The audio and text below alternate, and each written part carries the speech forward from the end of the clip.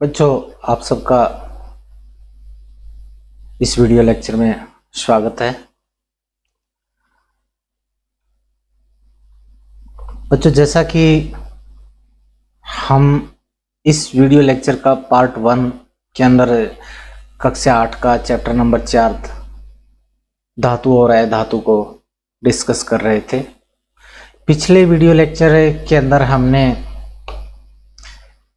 धातुओं और अधातुओं की परिभाषा, धातु और अधातुओं के उदाहरण, जैसे कि आप यहाँ देख पा रहे हैं, कुछ धातु और अधातुएं दी हुई हैं, उनके नाम दिए हुए हैं, संकेत दिए हुए हैं।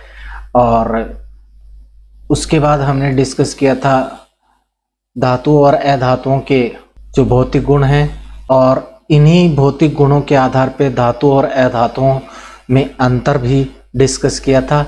अगर अभी तक आपने वीडियो का फर्स्ट पार्ट नहीं देखा है तो इस वीडियो के नीचे डिस्क्रिप्शन में पार्ट 1 का लिंक दिया हुआ है, उसको ज़रूर देखें ताकि ये लेक्चर आराम से आपको बहुत ही बेहतर ढंग से समझ में आ सके। आज हम इस वीडियो लेक्चर के अंदर चैप्टर का शेष पार्ट डिस्कस करने जा रहे हैं, और इस पार्ट के अंदर जो मुख्य टॉपिक आज का है धातु और अधातुओं के रासायनिक गुण, और इसके बाद हम डिस्कस करेंगे धातु और अधातुओं के उपयोग किस किस क्षेत्र में प्रयोग किए जाते हैं, ये धातु और अधातु कहाँ कहाँ उपयोग होती हैं। आइए बच्चों, शुरुआत करते हैं धातु और अधातुओं के रासायनिक गुणों से। रासायनिक गुण कौन कौन से होंगे जो हम डिस्कस करेंगे धातु और अधातुओं के। जो पहला हम जो रासायनिक गुण लेंगे बच्चों, इसके अंदर हम किसी भी धातु के साथ ऑक्सीजन के साथ अभिक्रिया करवाएंगे, फिर पानी के साथ अभिक्रिया करवाएंगे, फिर तनु अम्लों के साथ अभिक्रिया करवाएंगे, क्षार और क्षारकों के साथ अभिक्रिया करवाएंगे, और धातु और अधातुओं के जो ऑक्साइड होंगे उनकी हम प्रकृति का भी पता करेंगे। ठीक है बच्चों, हम शुरुआत करते हैं ऑक्सीजन के साथ अभिक्रिया। धातुओं की ऑक्सीजन के साथ अभिक्रिया करवाते हैं तो क्या होता है। बच्चों, धातुओं की बात करें हम तो काफी सारी धातुएं ली हैं हमने। Sodium, potassium, magnesium, calcium, zinc, iron, copper etcetera. Sodium, potassium, magnesium, calcium, zinc, iron, copper etcetera, ये सभी धातुएं जब ऑक्सीजन के साथ अभिक्रिया करती हैं तो अपने ऑक्साइड बनाती हैं। क्या बनाती हैं? ऑक्साइड। यानी सोडियम मेटल की ऑक्सीजन के साथ अभिक्रिया किया तो कौन बना? सोडियम का ऑक्साइड बना। इसी तरह से मैग्नीशियम रिबन है, पीछे की कक्षाओं में भी हमने डिस्कस किया था। जब मैग्नीशियम रिबन को ऑक्सीजन की उपस्थिति में जलाया जाता है तो एक राख सी बनती है, उस राख को मैग्नीशियम ऑक्साइड बोलते हैं। ठीक है। इसी तरह से आयरन है, आयरन का अगर ऑक्सीजन के साथ रिएक्शन करवाई जाती है तो आयरन का ऑक्साइड बनता है बच्चों। ठीक है। इसी तरह से कॉपर का ऑक्साइड बनेगा। इन सभी मेटल्स के क्या बनते हैं? ऑक्साइड बनते हैं। क्लियर है। और अधातु भी जब ऑक्सीजन के साथ रिएक्शन करती हैं, उदाहरण के तौर पे कार्बन को अगर ऑक्सीजन में जलाया जाता है तो कार्बन डाइऑक्साइड बनाती है। ठीक है। सल्फर की ऑक्सीजन के साथ रिएक्शन करवाई जाती है, यानी सल्फर को जलाया जाता है तो सल्फर डाइऑक्साइड गैस बनती है। कार्बन की ऑक्सीजन के साथ अभिक्रिया करवाई, कार्बन डाइऑक्साइड गैस बनी, सल्फर की कराई, सल्फर डाइऑक्साइड। या दूसरे शब्दों में ये कहिए, जो पहला पॉइंट हम जो डिस्कस करने जा रहे थे कि ऑक्सीजन के साथ अभिक्रिया किसी भी धातु की या किसी भी अधातु की, अगर हम ऑक्सीजन के साथ अभिक्रिया करवाते हैं तो दोनों ही क्या बनाते हैं? अपने ऑक्साइड बनाते हैं। क्या बनाते हैं? ऑक्साइड बनाते हैं। ठीक है बच्चों। लेकिन ये ऑक्साइड अम्लीय होंगे, क्षारीय होंगे या उदासीन होंगे, ये डिफरेंशिएट करता है धातु और अधातु की ऑक्सीजन के साथ अभिक्रिया होने पे। उदाहरण के तौर पे लोहे का ऑक्साइड Fe2O3 ये इस जंग के अंदर है और इसको हमने लिटमस पेपर से जांच करके देखा, तो लिटमस पेपर से जांच करने पे हमने पाया कि लोहे का जो ऑक्साइड है उसकी प्रकृति कौन है, क्षारीय। कैसी है, क्षारीय। अगर किसी अधातु के ऑक्साइड की अगर हम जांच करके देखें, उदाहरण के तौर पे कार्बन डाइऑक्साइड एक अधातु है और उसका ऑक्साइड कार्बन डाइऑक्साइड है, इसकी प्रकृति को हम देखते हैं तो ये कैसी प्रकृति का आता है, अम्लीय। दूसरे शब्दों में कहिए, धातुओं के ऑक्साइड होते हैं वो कैसे होते हैं बच्चों, क्षारीय होते हैं, और अधातुओं के ऑक्साइड कौन होते हैं, अम्लीय होते हैं। यहां से क्वेश्चन आपके सामने आता है, उसको आप रख सकते हो। प्राय सभी धातुओं के ऑक्साइड कैसे होते हैं, क्षारीय होते हैं। अधातुओं के ऑक्साइड कैसे होते हैं, अम्लीय होते हैं। लेकिन कुछ एक ऑक्साइड ऐसे भी होते हैं जो उदासीन भी होते हैं, जो लिटमस पेपर के साथ कोई अभिक्रिया नहीं करवाते। कौन होते हैं, वो उदासीन होते हैं। ठीक है, उदासीन अधातु, क्वेश्चन बनता है उदासीन ऑक्साइड बताइए किसका, अधातुओं में पाया जाने वाला या घटित होने वाला एक उदासीन ऑक्साइड का उदाहरण दीजिए। हाइड्रोजन नाम की धातु की जब ऑक्सीजन के साथ अभिक्रिया करवाई जाती है तो हाइड्रोजन ऑक्साइड नाम का एक ऑक्साइड बनता है, जिसे आप वाटर या जल भी कहते हैं। इसकी प्रकृति कैसी है, उदासीन है, यानी जल उदासीन प्रकृति का होता है। तो जब धातुओं की ऑक्सीजन के साथ अभिक्रिया करवाते हैं तो उनके क्या बनते हैं, ऑक्साइड बनते हैं। उनकी प्रकृति कैसी होती है, क्षारीय होती है। जब अधातुओं के ऑक्साइड किसके साथ है, अधातुओं के ऑक्सीजन के साथ रिएक्शन करवाते हैं तो भी उनके भी ऑक्साइड बनते हैं, लेकिन उनकी प्रकृति या तो अम्लीय होगी या उदासीन होगी। लेकिन ज्यादातर अधातुओं के ऑक्साइड कौन होते हैं बच्चों, अम्लीय प्रकृति के भी होते हैं। लेकिन यहां पर एक अपवाद और आता है बच्चों, उसको भी ध्यान में रखें। हमने बताया कि धातुओं के ऑक्साइड कैसी प्रकृति के होते हैं, क्षारीय प्रकृति की। कैसी प्रकृति के बताए बच्चों, क्षारीय प्रकृति, क्षारीय प्रकृति। लेकिन कुछ एक ऑक्साइड ऐसे भी हैं, जैसे उदाहरण के तौर के ऊपर एक धातु है एल्यूमिनियम, और एल्यूमिनियम का ऑक्साइड ये है एल्यूमिना, एल्यूमिनियम ऑक्साइड। इसकी प्रकृति क्षारीय और अम्लीय दोनों तरह की है। कुछ पदार्थों के साथ ये जब रिएक्शन करता है, अभिक्रिया करता है, तो अपनी क्षारीय प्रकृति को दर्शाता है। कुछ के साथ में किसको दर्शाता है, अम्लीय प्रकृति को दर्शाता है। इसलिए ये क्या करता है, क्षारीय और अम्लीय दोनों का बिहेव करता है। तो ऐसा धातु ऑक्साइड का नाम बताइए जो क्षारीय प्रकृति और उदासीन प्रकृति को दर्शाता है, या ऐसे धातु के ऑक्साइड का नाम बताइए जो कैसा व्यवहार करता है, एम्फेटेरिक बिहेव करता है।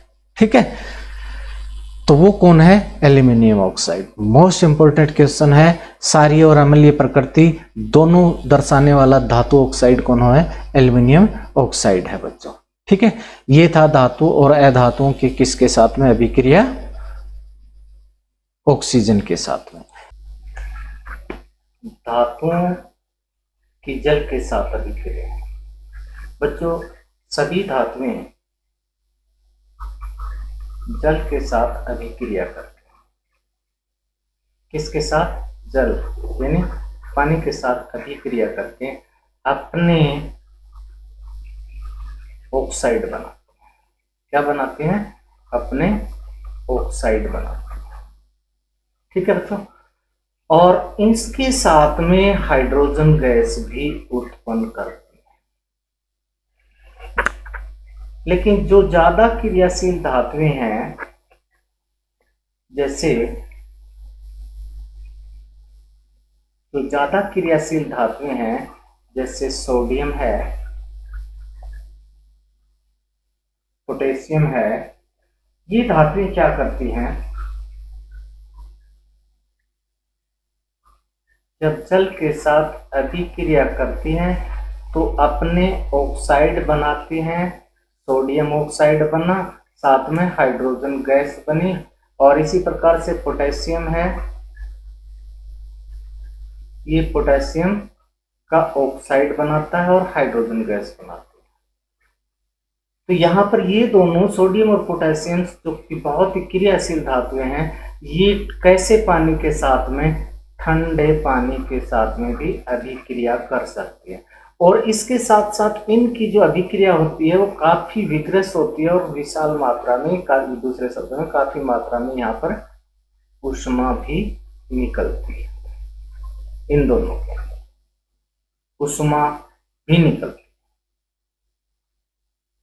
ठीक है बच्चों। दूसरा, इन धातुओं के जो ऑक्साइड होते हैं, जैसे सोडियम ऑक्साइड है, पोटेशियम ऑक्साइड है, ये पानी में घुलनशील भी होते हैं। तो ये, हालांकि ये धातुएं पानी के साथ में अभिक्रिया करके अपने ऑक्साइड बनाती हैं, लेकिन ये पानी में घुलनशील होने के कारण बाद में ये ऑक्साइड पानी के साथ आगे अभिक्रिया करके अपने हाइड्रोक्साइड में कन्वर्ट हो जाते हैं। इसी प्रकार से जैसे ये पोटेशियम ऑक्साइड का है, पोटेशियम ऑक्साइड है, ये पानी के साथ अभिक्रिया करके किसमें कन्वर्ट हो जाएगा, पोटेशियम के हाइड्रोक्साइड। क्यों हो जाते हैं कन्वर्ट, ये पानी में घुलनशील है। ठीक है बच्चों। इसी प्रकार से मैग्नीशियम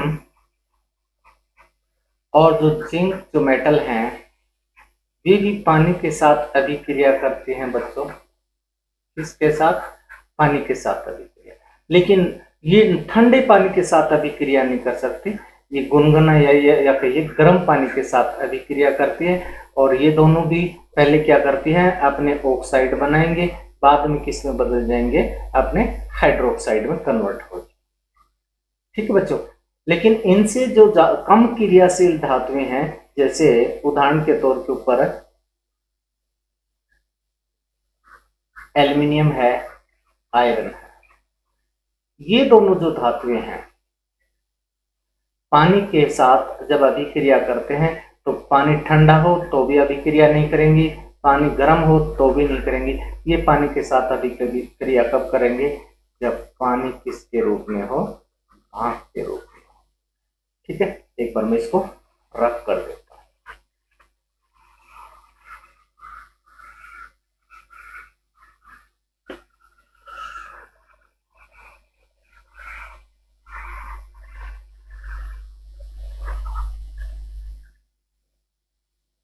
तो एल्युमिनियम की अगर हम पानी के साथ अभिक्रिया करवाएं, आयरन की अगर हम पानी के साथ अभिक्रिया करवाएं, तो पानी को काफी गर्म करना पड़ेगा, भाप में बदलना पड़ेगा। कहने का अभिप्राय है एल्युमिनियम और आयरन को हम गर्म कर लेंगे, लाल तत्वों में आयरन आ जाएगा और ये भी पिघली व्यवस्था में होगा, तब उसके ऊपर पानी डालेंगे तो पानी किस में बदल जाएगा, भाप में बदल जाएगा। किसमें बदल जाएगा, भाप में बदल जाएगा। और यहाँ पर बनेगा जी एल्युमिनियम का ऑक्साइड प्लस में हाइड्रोजन गैस। इसी तरह से एल्युमिनियम इसका ऑक्साइड, आयरन का ऑक्साइड Fe2O3 प्लस FeO और हाइड्रोजन गैस। ये जो ऑक्साइड है, एल्युमिनियम के ऑक्साइड और आयरन के जो ऑक्साइड, आयरन के दो तरह के ऑक्साइड है, एक फेरिक ऑक्साइड है, फेरस ऑक्साइड है। ये पानी में घुलनशील नहीं है।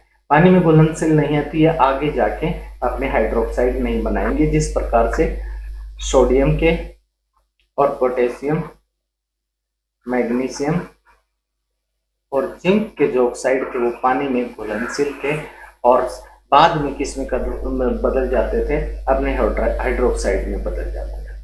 बच्चों यहाँ पर नोट करें, ये जो पॉइंट जो बना है, आयरन की भाप के साथ में जब अभिक्रिया करवाते हैं तो उसके ऑक्साइड बनते हैं फेरिक और फेरिक ऑक्साइड। कई बार इसके स्थान पे कुछ और लिखा होता है, तो आप वहां कंफ्यूज नहीं, ये ऐसे भी लिखा जा सकता है, आयरन भाप के साथ अभिक्रिया करके Fe3O4 बनाता है और साथ में हाइड्रोजन गैस उत्पन्न करता है। ये आयरन का कोई ऑक्साइड नहीं है। इसका हमारा अभिप्राय कि ये दोनों जो आयरन के ऑक्साइड हैं, फेरिक ऑक्साइड और फेरस ऑक्साइड, इन दोनों का मिश्रण है। देखिए Fe2O3 और इसके ऊपर लिख देता हूं मैं FeO। अगर इन दोनों को मिश्रण के रूप में कहें तो आप ऐसे दर्शा सकते हैं, एक आयरन इधर है, दो इधर है, तो इसको हम FeO3 और इसको हम क्या बोल सकते हैं, 4 बोल सकते हैं। इस वजह से ये यहाँ पे लिखा हुआ है। ठीक है बच्चों, इस प्रकार से हम कह सकते हैं कि सभी धातुएं पानी के साथ अभिक्रिया करके अपने ऑक्साइड बनाती है और साथ में हाइड्रोजन गैस भी प्रोड्यूस करते हैं। जो ज्यादा क्रियाशील धातुएं हैं, ज्यादा क्रियाशील धातुएं जैसे सोडियम और पोटेशियम, जब वो पानी के साथ अभिक्रिया करते हैं ऑक्साइड भी बनाएंगे, हाइड्रोजन गैस और साथ में ऊष्मा भी पैदा करेंगे। ठीक है, और इसी तरह से यहाँ पर ये पॉइंट भी आता है कि क्या सभी धातुएं पानी के साथ समान रूप में अभिक्रिया करते हैं? नहीं, कुछ धातुएं ठंडे पानी के साथ अभिक्रिया करते हैं, सोडियम पोटेशियम मैग्नीशियम जिंक। कुछ धातुएं ऐसे हैं, सोडियम पोटेशियम किसके साथ, ठंडे पानी के साथ, मैग्नीशियम जिंक गर्म पानी के साथ, एल्युमिनियम और आयरन भाप के साथ अभिक्रिया करते हैं। लेकिन सोडियम पोटेशियम मैग्नीशियम और जिंक के ऑक्साइड पानी में घुलनशील होते हैं, तो वो आगे फर्दर अभिक्रिया करके अपने हाइड्रोक्साइड में कन्वर्ट हो जाते हैं। इस तरह से बच्चों क्या था, धातुएं किसके साथ में, पानी के साथ अभिक्रिया करके अपने ऑक्साइड बनाते हैं। अब बात करें अधातुओं की पानी के साथ अभिक्रिया। कुछ से अधातुएं भी ऐसी होती हैं, जिस तरह से धातुओं में सोडियम और पोटेशियम ज्यादा क्रियाशील हैं, तो एक अधातु का नाम है फास्फोरस होता है, जो बहुत ही क्रियाशील होती है। खुले में अगर इसको रख दिया जाए तो जिस तरह से सोडियम ऑक्सीजन और पानी के साथ में हवा की नमी के साथ रिएक्शन करके जल उठता है, तो इसी तरह से फास्फोरस भी क्या होती है, वायु में खुले में रखने में अपने आप जलने लग जाती है। ठीक है, रख जलने तो इसलिए इसका अगर हम इसको हम भंडारित करते थे, इन दोनों से के संपर्क से दूर करने के लिए इसको किस में डुबो के रखते थे, मिट्टी के तेल में।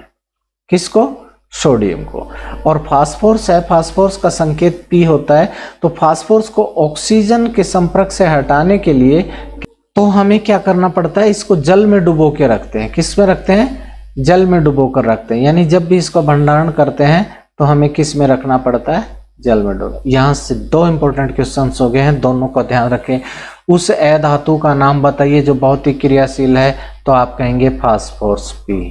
उस अधातु का नाम बताइए जिसको जल में डुबो कर रखा जाता है, तो आप कहेंगे फास्फोरस। ठीक है बच्चों, ये था धातु और अधातुओं की जल और किसके साथ में अभिक्रिया, जल और ऑक्सीजन के साथ अभिक्रिया।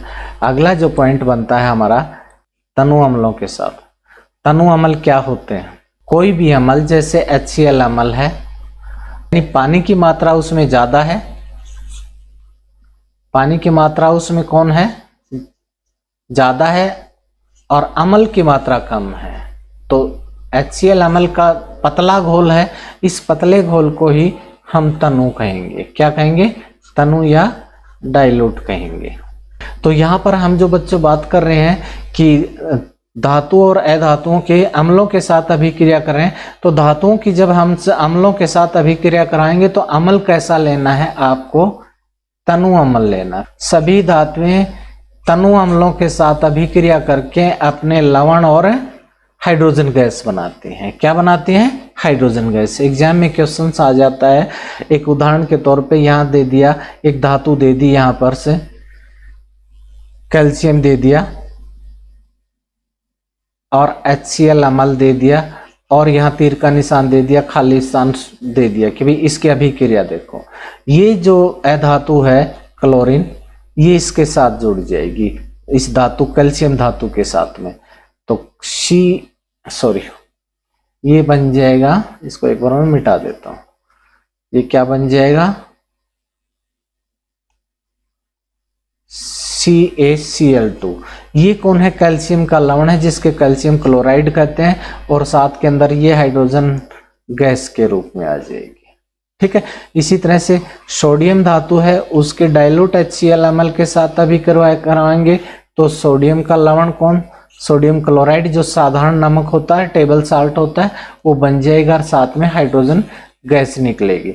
अगर आपको देखना हाइड्रोजन गैस निकलती ही है या नहीं निकलती है, तो आप क्या लेंगे, एक टेस्ट ट्यूब ले लेंगे। क्या ले लेंगे, एक टेस्ट ट्यूब ले लेंगे, उसके अंदर से क्या डाल देंगे, कोई मेटल डाल देंगे, सोडियम मेटल डाल दी, ठीक है, आप चाहें तो कैल्शियम मेटल डाल दें, आप चाहें तो मैग्नीशियम मेटल डाल दें, है ना, कोई भी मेटल से कोई भी धातु डाल दें, और उसके ऊपर से 2-4 बूंद किसके डाल दें, तनु हाइड्रोलिक अम्ल के डाल दें।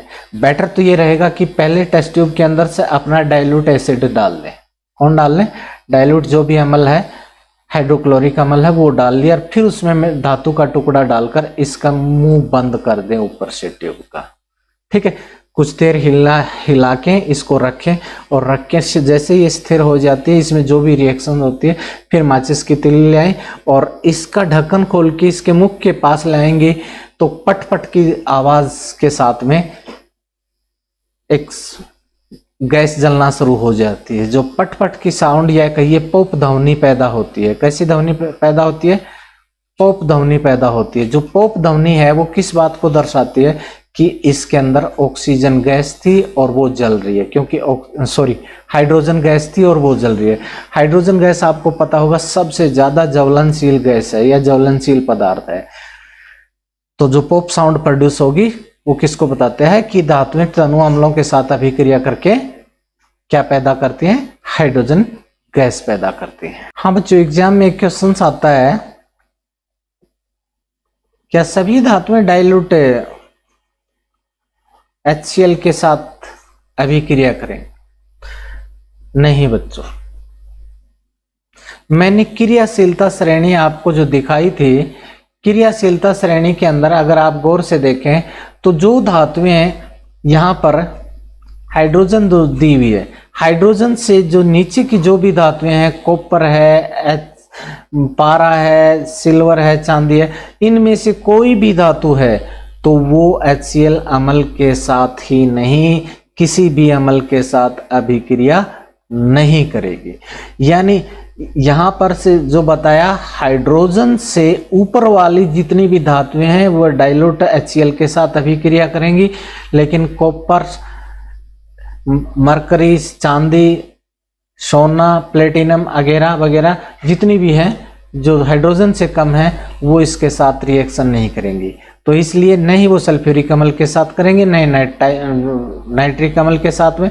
उदाहरण के तौर पे ये आ जाता है, एक रिएक्शन आ जाती है, कॉपर धातु दी हुई है और उसकी डाइल्यूट HCl के साथ रिएक्शन होगी या नहीं होगी। दूसरा क्वेश्चन ये आ जाता है, कॉपर दिया हुआ है, डाइल्यूट का मतलब है बच्चों मेरा तनु से,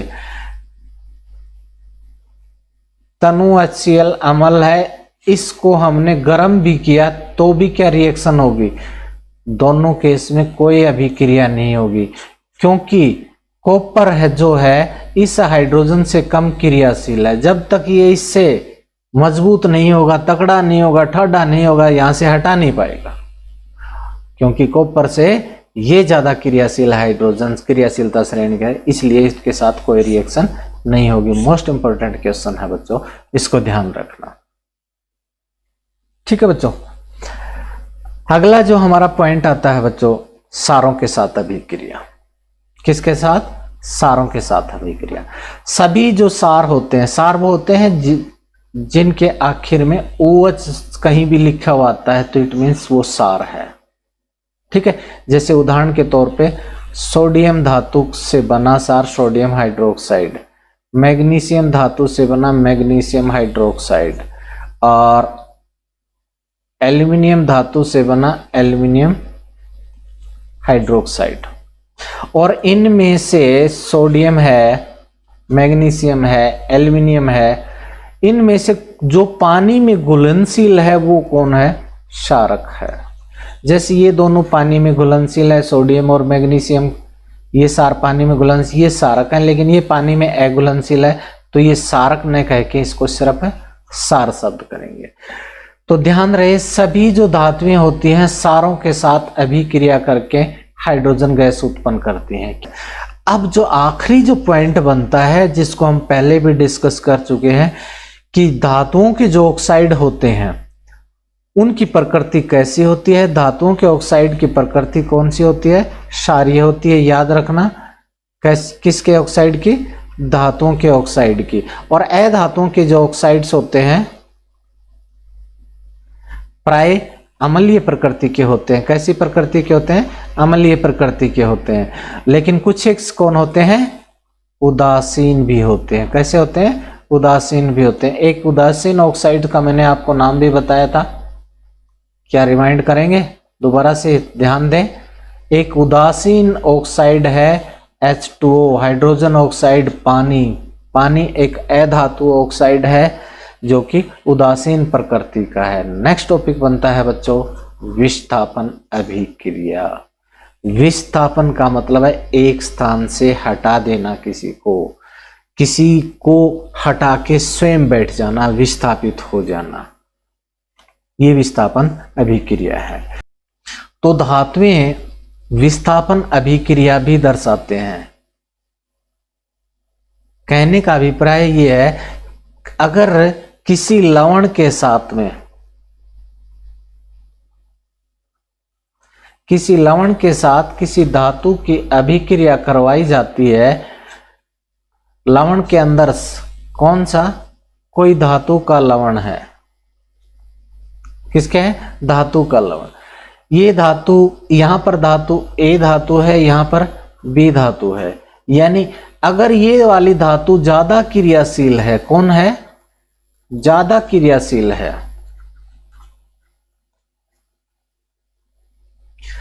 तो और ये कौन है? कम क्रियाशील धातु है।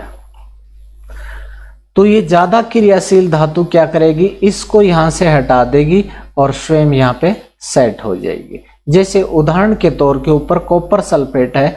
कॉपर सल्फेट का रंग नीला होता है। कैसा होता है? नीला होता है। कॉपर सल्फेट की जिंक के साथ अभिक्रिया करवाएं कि अभिक्रियाशीलता श्रेणी को अगर से आप देखें तो जिंक है, यहां पर आता है बच्चों। एक बार मैं इसका कलर चेंज कर देता हूं। जिंक आता है बच्चों यहां पर और कॉपर आता है यहां पर। इसका मतलब कॉपर तो बहुत कम क्रियाशील है और जिंक है ज्यादा क्रियाशील। तो क्या करेगा? यहां पर जिंक ज्यादा क्रियाशील है तो जिंक इस कॉपर को तो हटा देगा और स्वयं इसके साथ सेट हो जाएगा। तो यहां पर कौन बन जाएगा? जिंक इसके साथ सल्फेट आयन के साथ सेट होके किस में कन्वर्ट हो जाएगा? जिंक सल्फेट में, और कॉपर घोल में अलग से निकलेगा। ठीक है। जिंक जो सल्फेट होता है उसका रंग कैसा होता है? रंगहीन होता है। कैसा होता है? रंगहीन होता है। ठीक है। जैसे यहां पर से ये बीकर नंबर ए दिया हुआ है, इस बीकर के अंदर कौन डला हुआ है? कॉपर सल्फेट डला हुआ है। कौन डला है? Copper sulphate. अगर इस कॉपर सल्फेट में हम जिंक का टुकड़ा डाल दें, कौन डाल दें? जिंक का टुकड़ा डाल दें, तो आप क्या देखेंगे कि क्योंकि यहाँ इस कॉपर से जिंक ज्यादा क्रियाशील है तो इस जिंक कॉपर को हटा देगा, जिंक यहाँ अपने आप को यहाँ एडजस्ट कर ले। इस घोल में जो लवण बनेगा वो कौन बनेगा? जिंक सल्फेट का बनेगा और घोल कैसा हो जाएगा? रंगहीन हो जाएगा। इसी तरह से दूसरा एग्जाम्पल और लिया हुआ है जो बी बीकर है। इस बी बीकर में हमने कौन डाल रखा है? कॉपर सल्फेट डाल रखा है। अब इसमें लोहे का टुकड़ा डाल दिया, इसके अंदर कौन डाल दिया? लोहे का टुकड़ा डाल दिया। क्या कॉपर को लोहा डिस्प्लेस करा पाएगा? हटा पाएगा? अगर हम क्रियाशीलता श्रेणी पे फिर जाएं तो यहां देखें कि यहां पर जो लोहा है इससे नीचे आता है कॉपर यहां पर, यानी कॉपर भी, लोहा भी कॉपर से ज्यादा क्रियाशील है, इसलिए ये लोहा क्या करेगा? इस कॉपर को हटा देगा, स्वयं यहाँ आ जाएगा और यहाँ पर कौन बन जाएगा, Fe यहाँ लग जाएगा, FeSO4 बन जाएगा और कॉपर घोल के अंदर अलग से तलहटी में आ जाएगा, पेंदी में जमा हो जाएगा, नीचे जमा हो जाएगा। ठीक है। अब सी बीकर में देखें, यहां जो सी बीकर दिखा रखा है, इस सी बीकर के अंदर हमने जिंक सल्फेट डाल रखा है। कौन डाल रखा है, पहले ZnSO4। इसमें पहले कौन डाल रखा था, हमने कॉपर सल्फेट डाला हुआ था। इसमें भी कौन डाला हुआ था, कॉपर सल्फेट। कॉपर सल्फेट का रंग नीला होता है, जिंक सल्फेट का रंगहीन होता है। इसमें डाल रखा हमने आयरन सल्फेट। आयरन सल्फेट हल्का पीला या लाल रंग का होता है और इसमें दोबारा से फिर जिंक सल्फेट डाला हुआ है। तो सी बीकर की बात करें, जिंक सल्फेट के अंदर हमने कॉपर डाला। तो अभिक्रियाशीलता श्रेणी को आप ध्यान में रखेंगे, अगर कॉपर यहां तब आएगा जब कॉपर इससे ज्यादा क्रियाशील हो। कॉपर अभिक्रियाशीलता श्रेणी को अगर हम फिर दोबारा से देखें, कॉपर है कम क्रियाशील और जिंक पहले आया हुआ है, तो कॉपर कम क्रियाशील है तो इसलिए इसको डिस्प्लेस नहीं कर पाएगा। क्या नहीं कर पाएगा, इसको हटा नहीं पाएगा, तो यहां पर कोई अभिक्रिया नहीं होगी। ठीक है। डी बीकर के अंदर को फेरस सल्फेट डला हुआ। कौन डला है, फेरस सल्फेट। इसमें भी कॉपर डाला। कॉपर आयरन से भी कम क्रियाशील है। अभिक्रियाशीलता श्रेणी के अंदर अभी देखा था, आयरन यहाँ पहले आता है, ठीक है, कॉपर कम आता है, तो इस हिसाब से क्या पाएंगे, ये इसको नहीं हटाएगा, यहाँ भी कोई अभिक्रिया नहीं होगी। अब जिंक सल्फेट दिया है और आयरन सल्फेट का घोल दिया है। किस में दिया हुआ है जी, ई बीकर के अंदर। ठीक है। जिंक सल्फेट, और जिंक को यहां से आयरन हटा पाता है या नहीं हटा पाता, हमें कैसे पता लगे, क्रियाशील अभिक्रियाशीलता श्रेणी पे देखें, अगर आयरन जिंक से ज्यादा क्रियाशील है तो हटा देगा, अगर कम क्रियाशील है तो नहीं हटा पाएगा। हमने अभिक्रियाशीलता में देखा जिंक और आयरन यहाँ है। आयरन जिंक से कम क्रियाशील है क्योंकि आयरन नीचे है, Fe ये है, Fe आयरन और ऊपर है जिंक, ये कम क्रियाशील है, तो इट मीन्स आयरन भी क्या नहीं कर पाएगा, इसको आयरन यहां से इसको हटा नहीं पाएगा, यहां भी कोई रिएक्शन नहीं होगी। तो यहां पर सिंपल सी दो बातें हैं, उनको ध्यान रखना। सबसे पहले तो आपको पता होना चाहिए कॉपर सल्फेट का रंग कैसा होता है, नीला होता है। जिंक सल्फेट का रंग कैसा होता है, रंगहीन होता है। फेरस सल्फेट का रंग कैसा होता है, हल्का लाल होता है। ठीक है। जिंक सल्फेट रंगहीन होता है। ये रिएक्शंस आते हैं तो आप कर पाएंगे। और मैंने भी यहाँ आपके पास में ये डाली हुई रिएक्शंस, आप इसको इनको सोल्व करके देखें। वही सेम जो अभी हमने जो किए हैं वही है। कॉपर सल्फेट और जिंक की रिएक्शन हुई है तो जिंक सल्फेट बना है। क्यों बना है, क्योंकि जिंक कॉपर से ज़्यादा क्रियाशील था, इसलिए जिंक ने इस कॉपर को डिस्प्लेस कर दिया, जिंक यहाँ पर एडजस्ट हो गया। कॉपर सल्फेट और फेरस आया हुआ है, तो फेरस कौन है, ज़्यादा क्रियाशील है, तो फेरस यहाँ जाता है, कॉपर डिस्प्लेस हो जाता है। ठीक है। तो कॉपर से अलग होके कौन आ जाएगा, इसमें यहाँ आ जाएगा, घोल के अंदर तलहटी में बैठ जाएगा, यहाँ भी फेरस सल्फेट बन जाएगा, कॉपर तलहटी में बैठ जाएगा। अब जिंक सल्फेट और कॉपर का आता है, कॉपर कम क्रियाशील है, जिंक को हटा नहीं पाएगा, तो कोई रिएक्शन नहीं होगी यहाँ पर। इसी तरह से यहाँ कॉपर फिर आया फेरस से कम क्रियाशील है, कोई रिएक्शन नहीं होगी, कोई अभिक्रिया नहीं होगी। फेरस और जिंक में करें तो आयरन है, इससे जिंक से फेरस मीन आयरन, लोहा। ठीक है। यहां भी कोई अभिक्रिया नहीं होगी। बच्चों यहां क्वेश्चन एग्जाम में इस तरह से नहीं आते, घूम के आते हैं। घूम के क्या आता है, इस तरह से आता है, आपके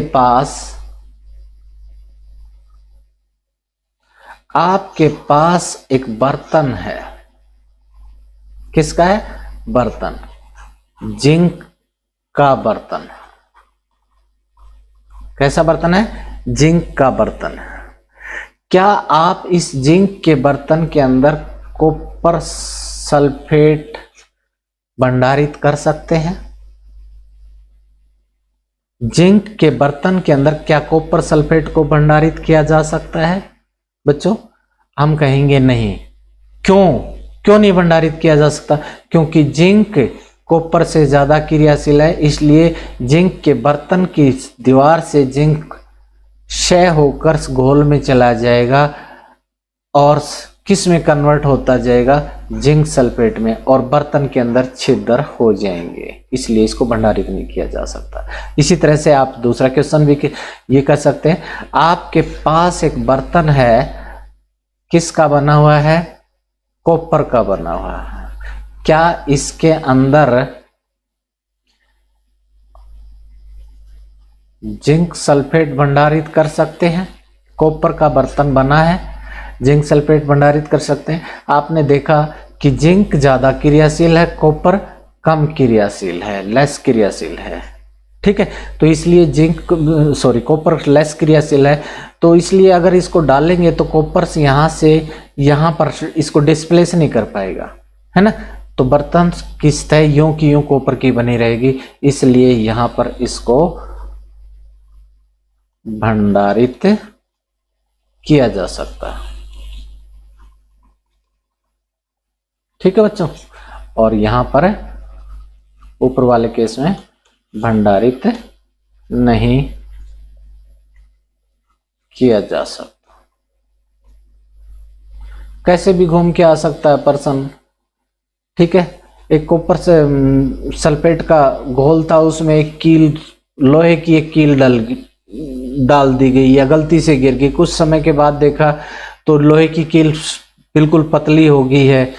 क्यों हो गई है? क्योंकि लोहा कॉपर से ज्यादा था, लोहा यहाँ से कील से उतर के घोल में चला गया, इसलिए होगी। ये यूं भी आ सकता है कि कॉपर सल्फेट का एक घोल था, उसमें एक सिक्का गिर गया, है ना, 10 पैसे का, 20 पैसे का। हालांकि 10 पैसे 20 पैसे का तो है नहीं आजकल, 1 2 5 10 रुपए के जो सिक्के हैं, अगर वो कोई भी सिक्का दे रखा है वो उसमें गिर जाता है, तो कुछ समय के बाद सिक्के की मोटाई धीरे धीरे खत्म होती हुई नजर आ रही है, पतला हो गया है। तो क्यों हो गया? तो आप वही जवाब देंगे, क्योंकि कॉपर का जो सॉल्यूशन था, इससे सिक्के में आयरन था, आयरन कॉपर से ज्यादा है, तो इसलिए ये क्या हो गया, इसके अंदर रिएक्शन कर जाता है, इसलिए यहां से ये क्षय हो गया। ये तो था बच्चों धातु और अधातुओं के गुणों के बारे में, कैसे गुण, रासायनिक गुण के बारे में, जो हमने यहाँ पर डिस्कस कर लिया है, ठीक है। नेक्स्ट टॉपिक हमारा बनता धातु और अधातुओं के उपयोग। धातुओं के जो गुण की बात करें, धातुएं मशीनें, मोटर गाड़ियां, वायुयान, रेलगाड़ियां, उपग्रह, औद्योगिक जो भी सामान है, खाना पकाने के जो कितने सारे बर्तन हैं हमारे घर में, सभी धातुओं के बने होते हैं। पानी उबालने के जो बॉयलर होते हैं, ठीक है, टैंक होते हैं फैक्ट्रियों इत्यादि में, वो सभी किससे बने? धातुओं के बने हैं, ठीक है। आप नजर डालें मनुष्य का हर क्षेत्र, आपको कोई ना कोई धातु नजर आएगी। हमारी दरवाजे, खिड़कियां, टूटियां, दरवाजे के हैंडल, आपकी बाइक, बाइसिकल जो भी है, धातुओं से ही बनी हुई है। छोटे से छोटा आपका जो सवारी वाहन है, वो बड़े से बड़ा जो आकाश में उड़ने वाला वाहन है, सभी के सभी किससे बने? धातुओं से बने हैं। तो धातुएं हर क्षेत्र में हैं हमारे पास में, अधातुएं भी कम नहीं है, ठीक है। अधातुएं हमारे जीवन के लिए बहुत जरूरी है। ऑक्सीजन नाम की एक अधातु है, ऑक्सीजन गैस के रूप में श्वसन में प्रयोग होती है, ठीक है। पेड़ पौधों के लिए खाद जो बनाई जाती है, रासायनिक जो खाद जिसे उर्वरक कहते हैं, वहां पर नाइट्रोजन नाम की धातु का प्रयोग होता है, नाइट्रोजन गैस के रूप में वहां उसका प्रयोग किया जाता है। जल शुद्धिकरण के लिए एक अधातु क्लोरीन नाम की जो अधातु है, उस क्लोरीन गैस के रूप में उसका प्रयोग किया जाता है, ठीक है। इसी तरह से एंटीबायोटिक के रूप में जो घोल इत्यादि, घाव इत्यादि को भरने के लिए काफी सारी अधातुओं का प्रयोग किए जाते हैं। पटाखों को बनाना है तो वहां भी अधातु, सल्फर नाम की एक अधातु होती है, उसका प्रयोग किया जाता है, ठीक है। इस तरह से हम देखें, धातु और अधातु हमारे जीवन के हर क्षेत्र में कहीं ना कहीं प्रयुक्त हैं। और दूसरे शब्दों में कि ये जितने जो 118 के 18 तत्व हैं, वो हमारे हर जगह हैं। पेड़ पौधों की जो पत्तियां होती हैं, उसमें हरा रंग होता है, उसमें क्लोरोफिल होता है, ठीक है। क्लोरोफिल में भी धातु होता है। हमारा ब्लड है, उसका रंग लाल होता है, उसमें भी धातु है। ठीक है, आयरन। एक शब्द और रहता है बच्चों, मैंने एक शब्द यूज किया था चैप्टर में तत्व, एक शब्द यूज किया था परमाणु। तो तत्व क्या है? यदि कोई पदार्थ रासायनिक अभिक्रिया द्वारा ठंडा करके, गर्म करके या विद्युत अपघटन के द्वारा विघटित नहीं किया जा सकता है तो वो तत्व कहलाता है। कोई भी पदार्थ लें हम, उसको गर्म करें, ठंडा करें, कैसे भी तोड़ें या कैसे भी करें, लेकिन उसको, उसका रंग रूप सौरभ, उसकी प्रकृति नहीं बदलती है तो उसे क्या कहते हैं? हम तत्व कहते हैं। ठीक है, जैसे हमारे दरवाजे खिड़कियां हैं, दरवाजे की खिड़की को आप काट के छोटा कर दो, घिस के पतला कर दोगे, लेकिन चुंबक आप उस छोटे पे लगाओगे या लोह का उसका चूर्ण बचा उस पे भी लगाओगे तो वो उस चूर्ण को भी आकर्षित कर रही है और खिड़की को भी आकर्षित किया, यानी उसका गुण नहीं बदला है। तो उस खिड़की के अंदर कौन था? लोहा नामक तत्व था। कौन था? लोहा नामक तत्व था। और इस लोहे का जो छोटे से छोटा टुकड़ा इतना था, फिर उससे छोटा, फिर उससे छोटा, फिर उससे छोटा, इसको ऐसे तोड़ते जाओ और एक ऐसी स्थिति आती है कि उसके बाद और इसको छोटे टुकड़े में तोड़े तो इसका जो चुंबक की तरफ आकर्षित होने का गुण है वो खत्म हो गया। जब तक वो उस छोटे टुकड़े में बना हुआ है, वो छोटे से छोटा टुकड़ा उसका कौन है? परमाणु कहता है। यानी एक लोहे की कील है, ये लोहा है, यानी लोहा नामक तत्व है, और इसके अंदर छोटे छोटे छोटे छोटे लोहे के परमाणु डले हुए हैं। ठीक है, लोहे के क्या है? परमाणु हैं। या दूसरे शब्दों में कहिए, परमाणु क्या है? तत्व के, परमाणु तत्व की सबसे छोटी इकाई है जो सभी रासायनिक अभिक्रियाओं में भाग ले सकती है। पदार्थ की, तत्व की सबसे छोटी अभिक्रिया जो रासायनिक अभिक्रिया में भाग लेता है, वो उस तत्व का सबसे छोटा स्वरूप जो किसी रासायनिक अभिक्रिया में भाग लेता है उसे परमाणु कहते हैं। हमने बताया आज तक हमारे पास 118 तत्व का ज्ञान है। इनमें से कुछ धातुएं हैं, कुछ अधातुएं, कुछ धातु प्रकृति में बनी हुई है, अपने आप बनी है, प्राकृतिक रूप से बनी हुई है। कुछ कौन है? अधातुएं। सारी अधातुएं प्राकृतिक हैं और कुछ धातुएं कौन है? प्राकृतिक है, कुछ मानव निर्मित है। तो यानी तत्वों को अगर हम देखा जाए तो कुछ तत्व कौन है? प्राकृतिक हैं, कुछ मानव निर्मित हैं। तो 94 के आसपास हमारे पास में प्राकृतिक तत्व हैं और बाकी कुछ जो तत्व हैं जो धातुओं के रूप में है वो मानव ने भी निर्मित किए हैं। पहले से कोई तत्व है उसको तोड़कर उसके गुणों को चेंज करके। और 20 के आसपास हमारे पास अधातुएं हैं। हालांकि धातु और अधातुओं के बीच के कुछ तत्व और भी हैं जिसे हम उपधातु भी बोलते हैं। क्या बोलते हैं? उपधातु। ये कहिए कि हमारे जो 118 जो तत्व हैं वो 3 तरह के हैं: धातु, अधातु और उपधातु। बच्चों, इस चैप्टर में हमने धातु और अधातु के भौतिक गुणों, रासायनिक गुणों, इनके उपयोग के बारे में डिस्कस किया। जो उपधातु हैं इनके जो भी गुण हैं वो हम बड़ी क्लासेस में करेंगे और आने वाली जो बड़ी क्लास होगी 10th क्लास होगी उसके अंदर सम धातु और अधातु के अंदर से और भी ज़्यादा विस्तार से डिस्कस करेंगे। अगर आपको इनको मोर डिटेल से पढ़ना है तो 10th क्लास के प्लेलिस्ट के अंदर आप देख सकते हैं कि वहाँ पर धातु अधातु के बारे में थोड़ा सा ब्रॉड से रूप में डिस्कस किया हुआ है। तो बच्चों, आज का ये चैप्टर जी, दूसरे शब्दों में कि ये जो वीडियो लेक्चर है ये कंप्लीट हुआ है। आप इसका पहला पार्ट भी देखें और ये पार्ट भी देखें ताकि ये चैप्टर पूरा कंप्लीट आप समझ सकें। और इस चैप्टर से संबंधित जितने भी छोटे या जो बड़े क्वेश्चन बनते हैं उनको आप लर्न करें, लिख के देखें। मेरी तरफ से बेस्ट ऑफ लक बच्चों। थैंक यू बच्चों आज के लिए।